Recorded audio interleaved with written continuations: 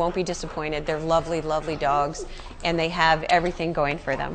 We are back with Diamond, who is a puppy. She is not quite a year old, and she is maybe some kind of terrier, maybe some kind of border collie. It's hard to say. She would be a dog I would be very interested in having DNA tested to find out for sure.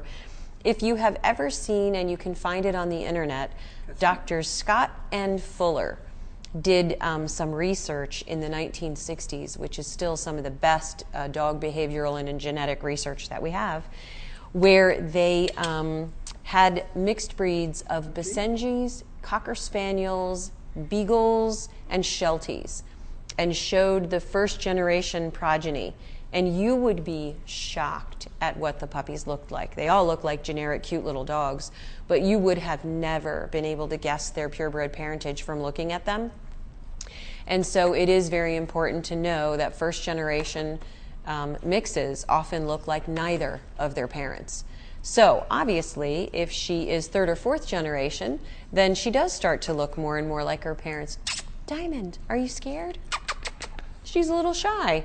So she is wanting to go elsewhere, and since she came to us as a stray, we would say probably the first task at hand when you take her home is to go through a process of 2 or 3 days where you keep her leashed to you for bonding, so she knows that you're her owner.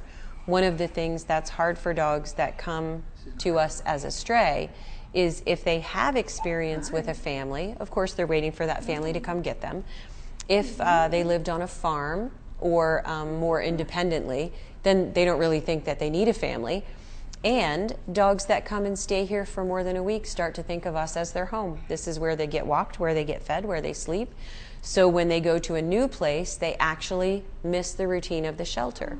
And for humans, that's hard to believe, because we think, oh, we would never want to live in the hospital, we would never want to live in a jail, which is how we picture the shelter.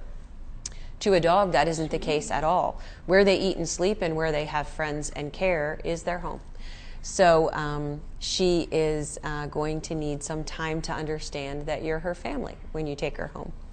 Also, she'll need house training and crate training. Sometimes people say, oh, I'm not going to crate train my dog. And that's fine. You don't need to use a crate. Absolutely not. But if you do teach your dog how to stay calmly in a cage when asked, then you're helping her out for times that she ever has to stay at a boarding kennel, if she ever ended up in the animal shelter, or if she ever had to go to the veterinarian and be dropped off. It is a great idea to teach your dog that this is something that can happen during your life so that it's not a fearful experience for the dog. Diamond is available for adoption now because we weren't able to find her owner. And Randy reminded me when she came in that diamonds are a girl's best friend. So you can also pass around this link at the bottom of your screen of this episode of Pet Pals, and you can check out our Facebook page. Thanks for joining us on Pet Pals. I hope we see you next time.